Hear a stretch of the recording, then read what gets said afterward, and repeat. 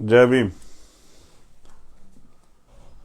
जय भारत, जय संविधान और जय लोकतंत्र, जय विज्ञान। और आज एक महत्वपूर्ण लाइव के लिए मैं आपके बीच में हूं। और आज का लाइव इसलिए महत्वपूर्ण है कि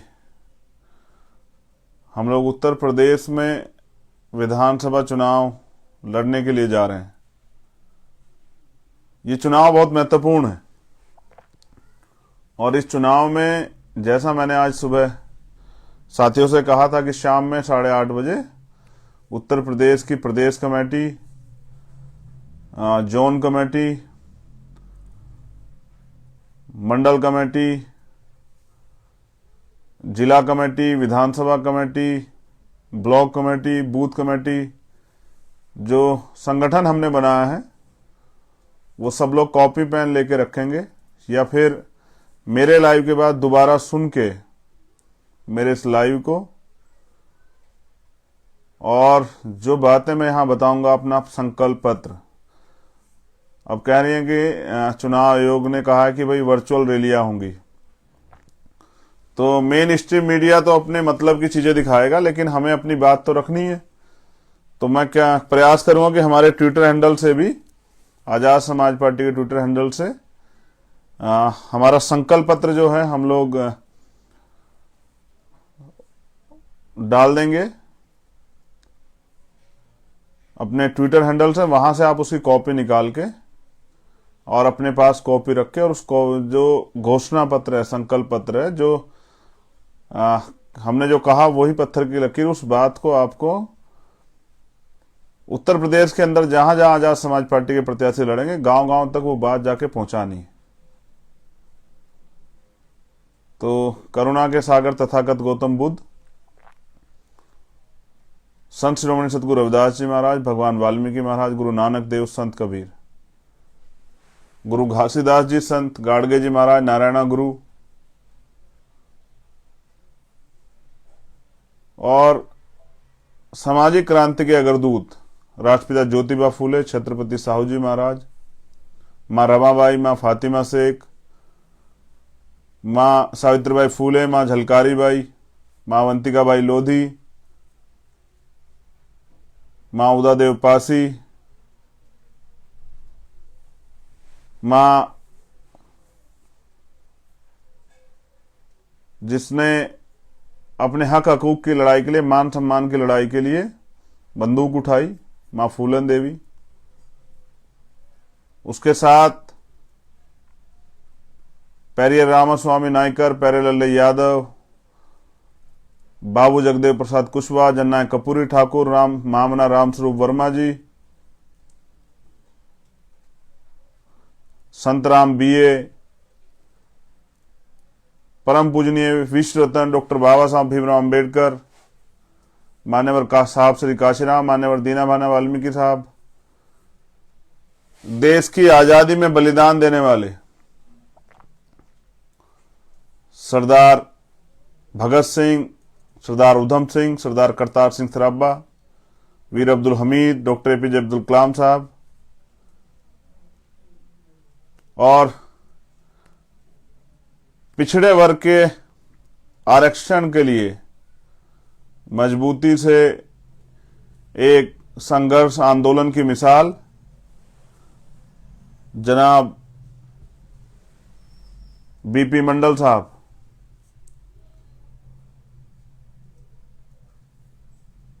आप नमन करते हुए मैं आज के लाइव की शुरुआत करता हूं। इस बीच मैं नमन करता हूं बाबू जगजीवन राम को, जनाब बीपी मौर्य साहब को, और भीम आर्मी आजाद समाज पार्टी के सम्मानित साथियों, सभी कार्यकर्ताओं, पदाधिकारियों, हमारी जो बहनें माँ इस लाइव को सुनेंगी बाद में, आजाद समाज पार्टी और भीम आर्मी में काम करने वाली सभी समस्त हमारी महिला नेताएं बहनें, मैं उनका भी धन्यवाद करता हूं कि उन्होंने भी इस आंदोलन को आगे बढ़ाने का काम किया। सबसे पहले तो मैं वो घोषणा पत्र जो है वो पढ़ूंगा और आपसे निवेदन करूंगा कि इस घोषणा पत्र को आप गांव-गांव तक पहुंचाने का काम करेंगे। घोषणा पत्र पढ़ने के बाद मैं अपने दिल की बात आपके सामने रखूंगा। तो हमारी पहला संकल्प है, ये एफिडेविट है जो हम कहेंगे उसको करके दिखाएंगे कि सभी के लिए फ्री शिक्षा और सभी के लिए फ्री इलाज, सभी टेस्ट फ्री, चाहे प्रोफेशनल एजुकेशन हो, चाहे एकेडमिक एजुकेशन हो, चाहे टेक्निकल एजुकेशन हो। पैसे की कमी के कारण किसी नौजवान के सपने टूट ना जाएं, इसलिए सभी के लिए मुफ्त शिक्षा। और पैसे की कमी के कारण किसी का अपना उनसे दूर ना चला जाए, बेहतर इलाज ना मिलने के कारण, इसलिए सबके लिए फ्री इलाज और free test. Azad Samaj party की सरकार बनने पे ये दिया जाएगा। दूसरा, सभी प्रकार के कृषि ऋण जो है वो माफ किए जाएंगे। खाद और बीज सभी किसानों को फ्री दी जाएगी।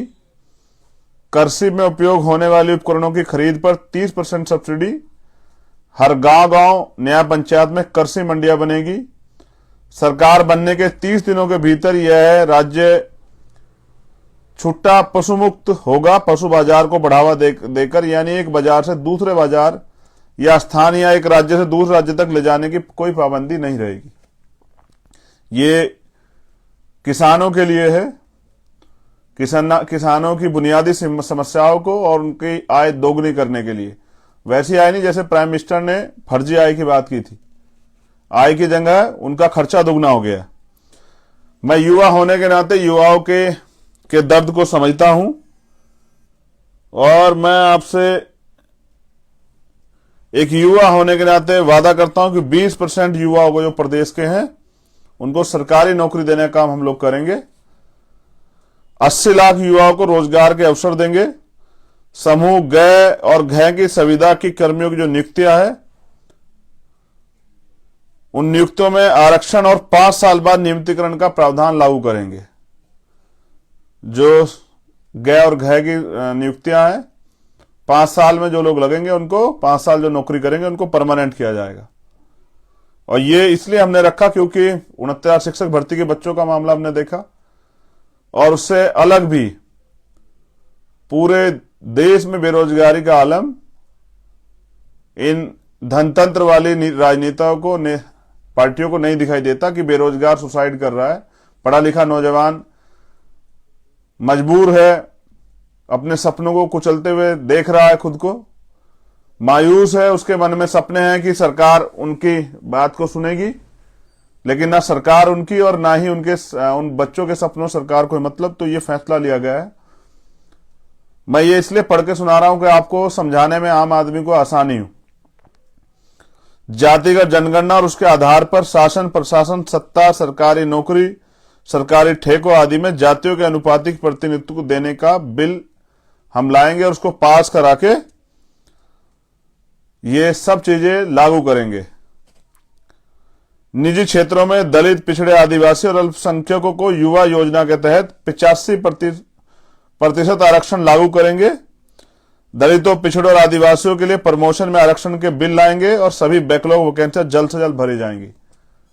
और यही मेरी सबसे बड़ी लड़ाई है कि जिस तरह से प्रमोशन में रिजर्वेशन का ये खत्म किया गया और खून के आंसू रोए हमारे अधिकारी कर्मचारियों ने, और एससी जैसी पोस्ट पर बैठा हमारा अधिकारी जो है वो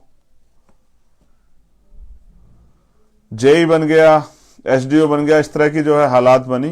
तो मैं समझता हूं अब रोने से काम नहीं चलेगा, अपनी लड़ाई को मजबूत करना पड़ेगा। तो 85% बहुजन समाज के लोगों से मेरी मांग है कि अंधविश्वास, पाखंडवाद पर आधारित कुछ भी हमने नहीं रखा है। हमारा एक ही संकल्प है, बहुजन हिताय बहुजन सुखाय। और एससी, एसटी, ओबीसी, माइनॉरिटी करो विचार, कब तक सहोगे अत्याचार।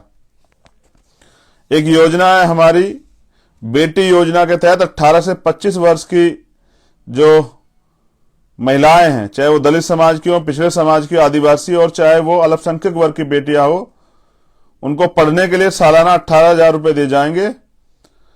एक योजना हमारी आएगी बहन योजना, उसके द्वारा 26 से लेकर 50 वर्ष की बहनों को सालाना 6 गैस सिलेंडर मुफ्त तथा 12,000 रुपए दिए जाएंगे।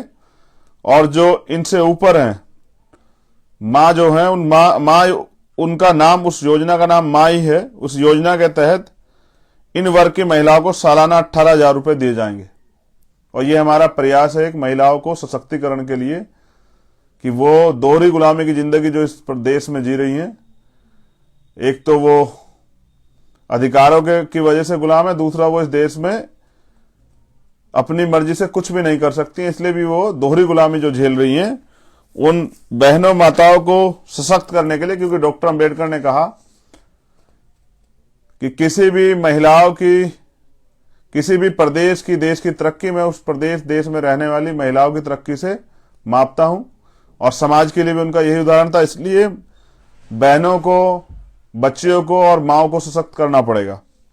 एक बेटा योजना हमारी है। बेटा योजना के तहत दलित, पिछड़े, आदिवासी और अल्पसंख्यक वर्ग के 18 से 25 वर्ग के हर युवा को एक लैपटॉप और 18,000 रुपए सालाना वजीफा दिया जाएगा।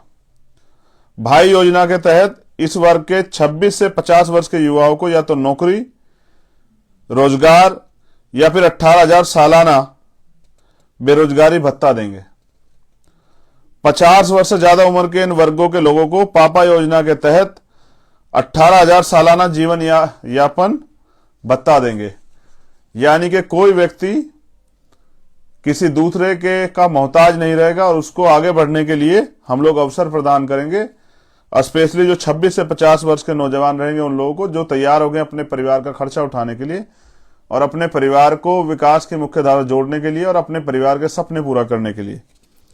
350 यूनिट तक बिजली गरीब एवं मध्य वर्ग के लोगों को महीने की घरेलू बिजली एवं किसानों को सिंचाई के लिए बिजली का बकाया माफ एवं भविष्य में मुफ्त करेंगे। इन वर्गों के लोगों के ऊपर बिजली और पानी का सभी बकाया बिलों को पहले ही कैबिनेट मीटिंग में हम माफ कर देंगे। ये हमारा फैसला है कि घरेलू बिजली 350 यूनिट हम लोग फ्री देंगे और किसानों के लिए जो बिजली का बकाया उसको हम लोग माफ करेंगे और भविष्य में किसानों को आय दुगनी हो उनकी, इसलिए उनके लिए बिजली जो है हम लोग सिंचाई के लिए मुफ्त करेंगे। और इनसे अलग भी जो लोग हैं जिन पे जो बिजली का और पानी का बकाया बिल है वो उसको हम लोग खत्म करेंगे, क्योंकि सरकार ने साजिश करके जो है ना गरीबों को लूटने के लिए इनके ऊपर जबरदस्ती इतना बड़ा बिल जो है वो लाद दिया है। छोटे और मध्यम वर्ग के व्यापारियों की मदद करने के लिए ग्रामीण स्तर से लेकर शहरी तथा सरकारी व्यापार केंद्र स्थापित किए जाएंगे। शहरों के अंदर मॉल खोलने पर प्रतिबंध लगाएंगे। स्टेट जीएसटी की दर को 3% इन वर्गों के लिए व्यापारिक छूट दी जाएगी और डीजल और पेट्रोल के दाम यूपी में सबसे सस्ते होंगे। हम पे योजना है कि जो छोटे और मध्यम वर्ग के व्यापारी हैं, जो गांव स्तर से लेकर जो छोटी छोटी दुकानें चलाते हैं शहर के स्तर पर, उनके लिए व्यापार केंद्र स्थापित किए जाएंगे। और जो मॉल, छोटे व्यापारियों की हत्या करने के लिए जो मॉल सिस्टम खड़ा किया गया है और छोटे व्यापारी जो बेबस हो गए हैं, अपना परिवार भी नहीं चला पा रहे हैं, उनके ऊपर जो ये मॉल की वजह से जो उनका नुकसान हो रहा है, तो मॉलों को शहर के अंदर प्रतिबंध करेंगे। जीएसटी की दर में 3% की छूट करेंगे, जिसके और डीजल और पेट्रोल के दाम यूपी में सबसे सस्ते होंगे। ये मेरा आपसे वादा है। हर मंडल में बहुजन समाज के महापुरुषों के नाम पर एक एक विश्वविद्यालय और अस्पताल खोले जाएंगे, जिससे वो महापुरुष भी जिंदा रहे, उनकी विचारधारा भी जिंदा रहे और आम जनहित में वो विश्वविद्यालय गरीबों के, शोषितों के, वंचितों के पढ़ने काम आए और उन अस्पतालों में गरीबों का इलाज हो पाए।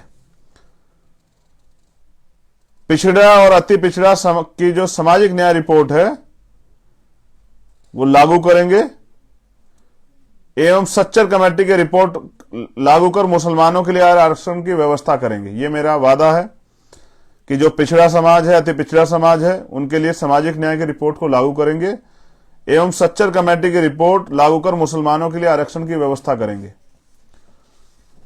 बुनकर, कारीगर, हाथ के जो दस्तकार हैं और सबके लिए ब्याज मुक्त लोन होगा। किसान क्रेडिट कार्ड की तरह बीसीसी बुनकर क्रेडिट कार्ड बनेगा। इन सब के क्रय विक्रय सुविधाओं के लिए मंडियों की व्यवस्था सरकार करेगी। और मैं समझता हूं जिस देश में के प्रधानमंत्री सुरक्षा में 1,62,00,000 रुपए रोजाना खर्च होते हो, वो पैसा आम जनता की भलाई में लगना चाहिए। जो नेताओं के ऊपर खर्च होता है पैसा, जिस तरह से उनको सुविधाएं मिलती हैं इलाज के लिए, ट्रैवल के लिए, ऐसे आम आदमी को भी मिलनी चाहिए। और क्योंकि लोकतंत्र सबको बराबरी का अधिकार देता है, संविधान भी, तो कब तक जो है उत्तर प्रदेश और देश की आम जनता जो है भ्रष्ट नेताओं के भरोसे वो हमेशा वोट करती रहेगी और चुनाव के बाद खुद को ठगा महसूस करके पछताती रहेगी। अति पिछड़ा और अल्पसंख्यक पिछड़ी बिरादरियों के लिए अलग से अधिनियम बनाए जाएंगे। मछुआरों को प्राथमिकता के आधार पर जो मछली पकड़ने का काम करते हैं, ग्राम सभा के तालाबों, पोखरों और झीलों और नदियों में पट्टा दिया जाएगा। मत्स्य उद्योग जैसे कृषि आधारित लघु उद्योग को बढ़ावा देने के लिए अलग से व्यवस्था की जाएगी।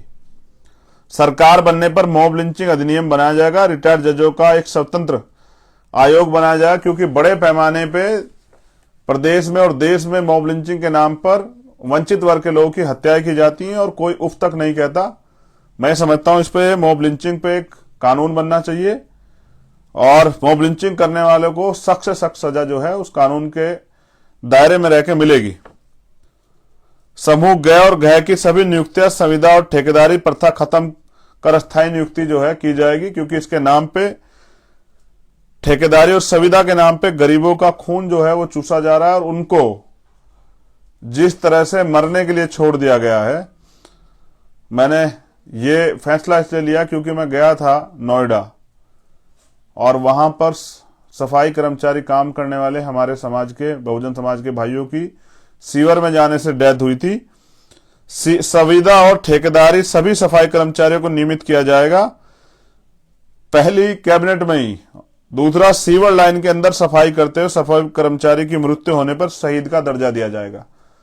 ये दर्द है मेरा, क्योंकि जैसे जवान होता है, जैसे किसान होता है, और वैसे ही इस देश की सफाई के लिए मेरा समाज जो बड़े पैमाने पे काम करता है उसकी जीवन सुरक्षा जरूर है। और वो अगर इस देश के अंदर की गंदगी साफ करने के लिए बलिदान देता है तो उसको शहीद का दर्जा मिलना चाहिए और वो शहीद वाली सुविधाएं भी सारी मिलनी चाहिए। लेकिन अगर हम रहेंगे तो मैं समझता हूं कि फिर बिना जो इक्विपमेंट्स हैं सुरक्षा के, उनके बगैर कोई भी काम जो है सफाई कर्मचारी वर्ग को नहीं मिलेगा, और वो भी नियमित नौकरी के तौर पे, ना कि ठेकेदारी और संविदा के तौर पे। और ये मेरा दर्द है। मैंने पूरे देश में बहुजन समाज की महिलाओं को, स्पेशली दलित समाज की महिलाओं को प्रदेश की और देश की गंदगी साफ करते देखा, और सम्मान के नाम पे सिर्फ और सिर्फ जो है उनको मजदूर समझ के अपमानित किया जाता है। ये इस देश का दुर्भाग्य है। प्राय देखा गया कि पूर्ववर्ती सरकारों द्वारा उत्तर प्रदेश के खिलाड़ियों की उपेक्षात्मक रवैया झेलना पड़ता है, जिसके लिए आजाद समाज पार्टी ने तय किया ग्रामीण स्तर पर खिलाड़ियों की प्रतिभा को निखारने के लिए ग्राम स्तर पर छोटे छोटे स्टेडियम बनाकर उसमें कोच की नियुक्ति कर खिलाड़ियों की प्रतिभा को निखारने का काम करेंगे, तथा राष्ट्रीय और अंतर्राष्ट्रीय स्तर पर पदक लाने पर खिलाड़ियों को अलग से सरकारी नौकरी में कोटा तथा स्कॉलरशिप की व्यवस्था करेंगे। महंगाई की मार को देखते हुए सभी टोल उत्तर प्रदेश में फ्री किए जाएंगे। और मैं समझता हूं जब नेताओं की गाड़ी फ्री जाती है, अधिकारियों की गाड़ी फ्री जाती है, तो आम जनता को ही जब वो रोड टैक्स देते हैं, सेस देते हैं, तो फिर वो टोल टैक्स क्यों दे। इसलिए सभी टोल टैक्स जो हैं वो फ्री किए जाएंगे। आंगनबाड़ी भोजन माताओं की सैलरी 10,000 कर उन्हें नियमित किया जाएगा। आंगनबाड़ी में जो बहनें काम करती हैं और भोजन माता का काम करती हैं, उन सभी बहनों माताओं की सैलरी जो है वो 10,000 रुपए करके उनको नियमित किया जाएगा। भूमि व्यवस्था में सुधार कर स्वामीनाथन आयोग की रिपोर्ट लागू की जाएगी। और ये एक बहुत ऐतिहासिक कदम जो है होगा वंचित वर्ग के लिए, कि पहले भी इस पे प्रयास हुए हैं। बहुत बड़े पैमाने पे 200-200 बीघे, 300-300 बीघे सभी ग्राम सभाओं में बंजर भूमि पड़ी हुई है, और उसका आवंटन जो है वंचित वर्ग के लोगों में होना चाहिए, जिससे कि वो लोग उस भूमि के जरिए उनको रोजगार प्राप्त हो, उनकी आर्थिक स्थिति मजबूत हो और वो अपने खुद को वो जो है ना खेती किसानी से जोड़ के और विकास की मुख्य धारा में वो भी शामिल हो सके, उनके बच्चे भी उन सुविधाओं का लाभ ले सके जैसे दूसरे लोग ले रहे हैं। सभी सरकारी विभाग में नियुक्ति संविदा कर्मचारियों की स्थायी नियुक्ति की जाएगी। सभी सरकारी विभाग में नियुक्त संविदा कर्मचारियों की स्थायी नियुक्ति की जाएगी। और आखिरी है, किसानों को सशक्तिकरण के लिए एमएसपी कानून लाएंगे एवं गन्ना किसानों को भुगतान 10 दिन के अंदर भुगतान की व्यवस्था करेंगे तथा 10 दिन में भुगतान न होने पर संबंधित मिल पर पेनल्टी तथा उचित कार्रवाई की जाएगी तथा गन्ना मूल्य 500 रुपए क्विंटल किया जाएगा तथा बंद पड़े चीनी मिल तत्काल रूप से चलाए जाएंगे। ये मेरी 22 प्रतिज्ञा, संकल्प और मेरा एफिडेविट है जो आजाद समाज पार्टी के लिए हमने तैयार किया है।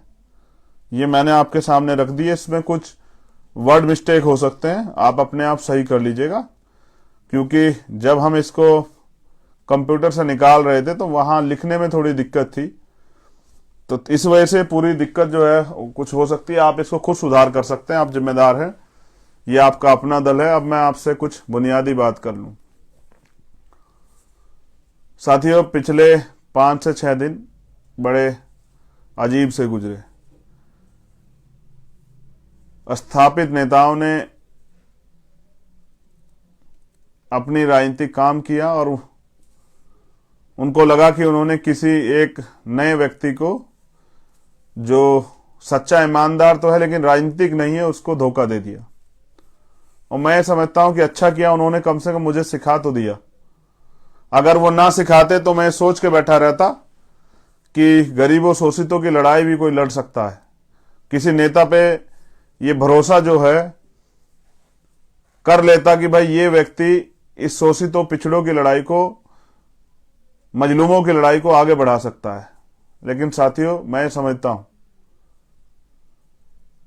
कि जिस तरह से पिछले 6 साल से कंधे से कंधा मिला के भीम आर्मी के निष्ठावान, समर्पित और ऊर्जावान साथियों ने मुझे ये पहचान दी है, इस पहचान के साथ उन्होंने मुझे एक एटीट्यूड भी दिया है। वो एटीट्यूड मुझे लड़ना सिखाता है, वो एटीट्यूड मुझे तमाम तरह की परेशानियां, कठिनाइयों के सामने डटकर खड़ा होना सिखाता है। और उनका संघर्ष, उन सब भाइयों का जो उन्होंने जेल काटी, मुकदमे झेले, तमाम तरह की परेशानियां वो की, उन सब साथियों का संघर्ष मुझे बड़े बड़े ताकतवर लोगों के सामने झुकने नहीं देता। ये ताकत दी है आप लोगों ने। यह भी सच है कि मैं बहुत बड़ा राजनीतिक नहीं हूं, लेकिन यह भी एक कड़वा सच है कि कभी मैंने ईमानदारी से छल नहीं किया। मैंने जो काम किया पूरी ईमानदारी से किया और मैंने ईमानदारी नहीं छोड़ी। मैंने ना ही काम करना छोड़ा, ना ही लड़ना छोड़ा। और जब मुझे ये एहसास हुआ कि दूसरों के कंधे पे हमेशा लाशें जाती है, अपनी लड़ाई स्वयं लड़नी पड़ती है, तो मैंने तय किया और भीम आर्मी की राष्ट्रीय कमेटी से बात की, आजाद समाज पार्टी की राष्ट्रीय कमेटी से बात की कि अब स्थापित दलों के भरोसे न रह के अपनी मेहनत से, जो पिछले 6 साल में हमने मेहनत की है, परिवार को त्याग करके, अपने सुख चैन को त्याग करके जो जेलें काटी हैं, लाठियां खाई हैं, अब उनको भी अपने भाई को के हाथों को मजबूत करना पड़ेगा। उनको भी भीम आर्मी, आजाद समाज पार्टी को मजबूत करना पड़ेगा। उनको भी अपने वजूद को बनाना पड़ेगा, क्योंकि अगर 5 साल पिछले 5 साल से उत्तर प्रदेश में अगर कोई विपक्ष था तो वो भीम आर्मी थी। और जब से आजाद समाज पार्टी बनी है तो कोई ऐसा इश्यू नहीं है उत्तर प्रदेश का जिसपे आजाद समाज पार्टी के लोगों ने बढ़ चढ़ के हिस्सा ना लिया हो और सरकार को झुकाने का काम ना किया हो। मैं आपसे एक चीज और कहना चाहता हूं, ये नेता, राजनीतिक नेता जो हैं, ये चुनाव तक आपके बीच रहेंगे।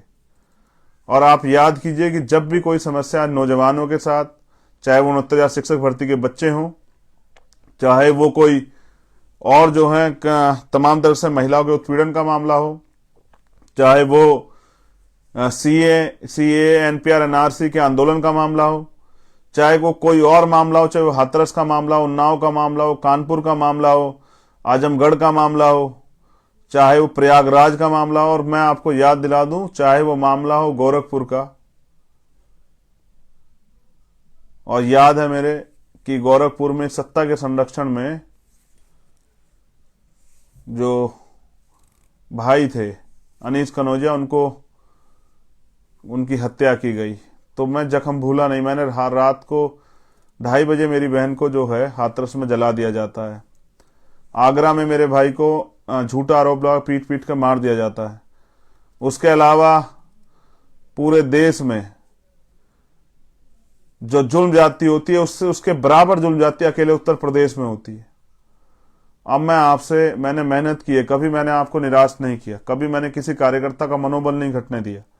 आज मैं अपने कार्यकर्ताओं से इस आत्मसम्मान की लड़ाई में सहयोग मांगना चाहता हूं। देखो, हम नौजवान लोग हैं, हम पहले भी लड़े थे और आगे भी लड़ेंगे, लेकिन अब लड़ाई हमारे वजूद की है, लड़ाई हमारे संघर्ष की है, लड़ाई स्वाभिमान सम्मान की, और लड़ाई है हिस्सेदारी की। और मैं आपसे अब रिजल्ट चाहता हूं। अगर आप ये मानते हैं कि हमने ईमानदारी से काम किया है, और अगर आप ये मानते हैं कि इस लड़ाई को हम लोग आगे बढ़ा सकते हैं, तो अब ये आत्मसम्मान और अधिकारों की लड़ाई जो है ना, ये उत्तर प्रदेश में अपने रुख की तरफ चल पड़ी है। आज मुझे मेरे साथियों से 2 महीने के समय मेहनत की करके और अपने प्रत्याशियों को जिताने की अपील करने की जरूरत है। मैं समझता हूं कि जितनी मेहनत से आपने पिछले 5 साल काम किया, आपने रात नहीं देखी, दिन नहीं देखा, धूप नहीं देखी, बारिश नहीं देखी, आंधी तूफान नहीं देखा, कोई संसाधन नहीं देखा, मोटरसाइकिल, पैदल, बसों में, ट्रेन में, सारी रैलियां, सारे आंदोलन, सारे संघर्ष किए, हर कमजोर को न्याय दिलाने का काम किया। आप थाने जाते हैं, आप थाने के बाहर जाके आंदोलन करते हैं, आप जो है रिपोर्ट लिखवाते हैं, आप तमाम तरह की परेशानियां उठाते हैं। मैं कहना चाहता हूं साथियों, आज उसका निर्णय का दिन जो है ना आ गया है। मैं लगातार टीवी चैनल के माध्यम से, जब तक वो दिखाएंगे, या भीम आर्मी के इस फेसबुक पेज के जरिए या इंस्टाग्राम के पेज के जरिए आप सबसे अपील करता रहूंगा।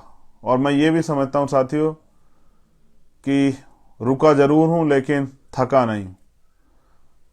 और कैसे कह दूं कि थक गया हूं मैं? करोड़ों बहनों माओं का हौसला हूं मैं, उनकी उम्मीद हूं मैं। करोड़ों नौजवानों का के आंख का तारा हूं मैं, उनका भाई हूं मैं। करोड़ों बुजुर्गों का खून हूं मैं, उनका विश्वास हूं मैं, उनकी उम्मीद हूं मैं। तो कैसे कह दूं थक गया हूं मैं थका नहीं हूं, मैं रुका नहीं हूं, मैं झुका नहीं हूं। हाँ, मैंने एक मजबूत प्रयास किया था कि भारतीय जनता पार्टी को रोकने का काम किया जाए। काफी दिन मैं अपने कार्यकर्ताओं से को रोक के इस बात का प्रयास करता हूं। मुझे डर था कि जो कार्यकर्ता मेरा मेहनत करेगा, मैं ईमानदार होने के नाते, प्राइमरी स्कूल के हेडमास्टर का बेटे होने के नाते, किसी विधायक एमपी का बेटा तो नहीं हूं, किसी मिनिस्टर का बेटा भी नहीं हूं, एक प्राइमरी स्कूल के हेडमास्टर का बेटा हूं। जीवन में सिर्फ सिद्धांत सीखे हैं। जब अपनों का दुख देखता हूं तो भावुक हो जाता हूं। मेरे याद है, जब मैं गया था चंपावत, उस बच्ची को, छोटी बच्ची को मैं रोते हुए देख नहीं पाया, जब उसने कहा कि हमें पैसे नहीं चाहिए, हमें न्याय चाहिए। मैं जब गया था आगरा तो नहीं देख पाया अरुण भाई के परिवार को रोते हुए। और जब मैं भावुक हुआ तो वो माए जो वहां बैठी तो कहने लगी कि ये अपने समाज का बच्चा है, ये अपना ही बेटा है, देखो उसको दर्द है। मैं समझता हूं कि भावुकता मेरी कमजोरी नहीं है, क्योंकि मैं दिल से सारे काम करता हूं, इसलिए भावुक हो जाता हूं। लेकिन मैं कभी किसी से डरा नहीं। मैं तो तब नहीं डरा जब 16 महीने मैंने जेल काटी, जब मैंने एनपीआर और एनआरसी के आंदोलन में 250 ज्यादा लाठियां खाई, जिसका दर्द आज भी मेरी पीठ पे है। मैं तब नहीं डरा जब मैंने रविदास मंदिर आंदोलन में तमाम तरह का अपमान और संघर्ष और मार खाई, मैं तब भी नहीं डरा। लेकिन आज मैं अपनों से न्याय मांग रहा हूं, अपनों से ताकत मांग रहा हूं। आपको ये तय करना है कि आपको उन लोगों को विधानसभा में भेजना है जो पैसे पे आधारित राजनीति कर रहे हैं, जो पैसे से टिकट ले आए हैं, या जो है विरासत की राजनीति को आगे बढ़ा रहे हैं, या फिर वो लोग जो ये कह रहे हैं कि मैं आपकी जाति का हूं, आपके समाज का हूं, इसलिए आप वोट दे दीजिए। या आपको उन लोगों को आगे भेजना है जो लोग मेहनती हैं, संघर्ष कर रहे हैं और जो बहुजन समाज की एकता को मजबूत करके जो सपना है बहुजन को लेना है। मेरी दो इंपॉर्टेंट मांग है आपसे। एक तो अपना सोशल मीडिया बहुत मजबूत कीजिए, अपनी सोशल मीडिया की ताकत को मजबूत कीजिए और एक किसी भी तरह से एक ग्रुप या कुछ भी बना के जहां भी वो बन सकता हो, बहुसंख्यक ग्रुप से जहां जुड़ते हैं आप, उस ग्रुप के जरिए अपनी एकता को, सोशल मीडिया की ताकत को मजबूत कीजिए और जो भी संदेश मिले उसको नीचे तक सर्कुलेट कीजिए। मैं आज जो कुछ भी हूं किसी नेता के वजह से नहीं हूं, किसी बड़े बाप के परिवार, बड़े परिवार में पैदा होने की वजह से नहीं। जो कुछ हूं आपकी मेहनत से हूं और जैसा भी हूं आपके लिए हूं। मैं जैसा भी हूं और जैसा भी रहूंगा और जब तक रहूंगा आपके लिए रहूंगा। मैंने कभी अपनी जबान देके पीछे नहीं फिराई। एक मेरी अपील कि आप चुनाव में जा रहे हैं, ये आपका पहला चुनाव है, आपको घबराना नहीं है, आपको मजबूती से लड़ना है। अपने मन में ये संकल्प लेकर लड़ना है कि हमें अपने प्रत्याशी को जिताना है और आपको सीखने को मिलेगा और आपको जानने को मिलेगा, क्योंकि अगर आप अगली बार भी शुरुआत करोगे तो आपको यहीं से शुरुआत करनी पड़ेगी, जीरो से। और मैं इसलिए सभी जगह पे अपने प्रत्याशी उतारना चाहता हूं कि मुझे पता लगे कि जो हमने काम किया उससे आज हम लोग कहां खड़े हैं। उत्तर प्रदेश में हमने जो काम किया उससे हमें जनता का समर्थन कितना है। ये जो नेता आपकी वोट से बनकर जाएंगे, कोई अपने स्वार्थ के लिए इस पार्टी में भाग जाएगा, कोई अपने स्वार्थ के लिए उस पार्टी में भाग जाएगा, कोई ऐसा भी हो सकता है आपकी वोट लेके विरोधी पार्टी को जाके मदद करे। जैसा मैं किस्सा आपसे शेयर कर दूं कि हमारे लोगों ने मध्य प्रदेश में कांग्रेस को वोट दिया बीजेपी को हराने के लिए, और जिन कांग्रेस के लोगों को वोट दिया वो बीजेपी में शामिल हो गए, तो वो सरकार बीजेपी की बन गई, हमारे लोग ऐसे ही देखते रहे। तो मैं पूछ रहा हूं, कब तक आप इन पे भरोसा करेंगे कि ये सामाजिक न्याय को बचाएंगे? कब तक आप भरोसा करेंगे कि ये आपकी समस्याओं को खत्म करेंगे? इनको तो पहले भी अवसर मिला था। अब आपको डीलर की, लोडर की जरूरत नहीं है, अब आपको लीडर्स की जरूरत है और वो लीडर्स जो हैं इस आंदोलन से तैयार होंगे और मेरा ऐसा विश्वास है। अभी तो हमने शुरुआत की है। इस बार मैं इतनी राजनीतिक शक्ति चाहता हूं कि आपकी आवाज विधानसभा में चली जाए। आपकी मजबूत आवाज, कुछ मजबूत आवाजें आपकी विधानसभा में चली जाएं और वो जाकर विधानसभा में अपने लोगों के हितों के लिए, बहुजन समाज के लोगों के हितों के लिए बोलने का काम करें, लड़ने का काम करें, उनके लिए नीति बनाने का काम करें, उनको न्याय दिलाने का काम करें और उन पे अन्याय करने वाले हाथों को रोकने का काम करें। ऐसी ताकतें मैं सिर्फ आपसे चाहता हूं। वरना वोट तो आप अब तक देते आए, नेता बनते गए, आपकी जिंदगी में कोई बदलाव नहीं हुआ। आप वहीं के वहीं हैं और अपनी जीवन को आगे बढ़ाने का काम खुद अपने कंधों पे कर रहे हैं। मैं ये भी जानता हूं, अगर आप सुबह उठ के मेहनत का काम नहीं करेंगे जिन काम को आप करते हैं, तो शायद रात को आपके बच्चों के पेट में रोटी ना पड़े। ये उत्तर प्रदेश के नेताओं ने, सरकार ने दिया है, चाहे आप उनको कितना गले लगा लें, लेकिन आप उनके एजेंडे में हो ही नहीं। उनके एजेंडे में आप वो 2 महीने जब चुनाव आता है वो तब आपके पैर भी छूते हैं, आपको चाची, भाभी, ताई, बहन, बुआ सब कहते हैं, चाचा, ताऊ, फूफा, भाई, भतीजे, दोस्त सब कहते हैं, लेकिन आफ्टर इलेक्शन वो आपको ढूंढे भी नहीं मिलते हैं। अगर कोई आपके बीच खड़ा है तो वो भीम आर्मी, आजाद समाज पार्टी। एक अपील मेरे पढ़े लिखे अधिकारी, कर्मचारियों से, साथियों से भी है। ये आंदोलन, मान्यवर काशीराम साहब कहते थे कि अगर कोई सहारा देगा तो इशारा भी देगा। ये आंदोलन आपके सहयोग से चलेगा। तो जो अधिकारी कर्मचारी हैं जो चाहते हैं कि आंदोलन आगे बढ़े, जो चाहते हैं डॉक्टर अंबेडकर और मान्यवर काशीराम साहब का सपना पूरा और ये आंदोलन आगे बढ़े, वो कम से कम 2000 रुपए तो आजाद समाज पार्टी के जो पार्टी का अकाउंट है उसमें जमा कराएं, जिससे कि जहां हमारे मजबूत प्रत्याशी लड़ेंगे वहां तो वो लोग अपने आप सक्षम होकर लड़ लेंगे, लेकिन जहां मेरा ईमानदार कार्यकर्ता मेरे मान सम्मान के लिए, पार्टी के सिंबल को बचाने के लिए, पार्टी के वोट की संख्या बढ़ाने के लिए झंडा डंडा लेके लड़ेगा, उसको भी किस तरह से उसको थोड़ा सा मदद करा के उस चुनाव को लड़ा सकें। पहले मान्यवर काशीराम साहब को बामसेब के लोग सहयोग किया करते थे, जिसके कारण जो है बहुत सारे गरीब, इसको लगाओ यार, इसको चार्जिंग लगा दो। हाँ, मेरा इंटरनेट खत्म होने की वजह से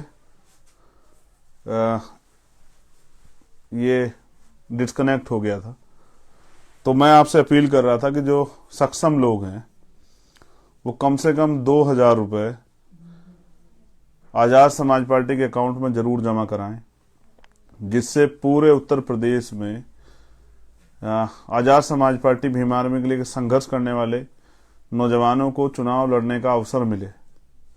क्योंकि जैसा मैंने कहा कि सक्षम लोग तो अपने भरोसे लड़ सकते हैं, लेकिन वो कार्यकर्ता जो मेरे कहने के बाद स्वाभिमान सम्मान की लड़ाई को, आत्मसम्मान की लड़ाई को आगे बढ़ाने के लिए चुनाव लड़ेगा, और वो इस धनतंत्र की राजनीति में किस तरह से अपने चुनाव को आगे बढ़ा पाएगा, उसकी हम लोग मदद कर पाए। तो मैं आपसे अपील करूंगा, और जो मेरा आम कार्यकर्ता साथी भी है जिसने इस आंदोलन को अपने खून से सींचा है, उससे भी मैं निवेदन करूंगा कि वो जिसकी क्षमता हो, 2 रुपए, 4 रुपए, 6 रुपए, 10 रुपए, 50, 100 रुपए, जो उसकी क्षमता हो, उसको भी इस आंदोलन में देने का काम करे, जिससे कि हम इस आंदोलन को आगे बढ़ाने का काम कर सकें। मैं पूरे देश के भीम आर्मी के लोगों से भी अपील करता हूं, आजाद समाज पार्टी के लोगों से, जिसको सीखना हो वो तैयारी करे उत्तर प्रदेश आने की।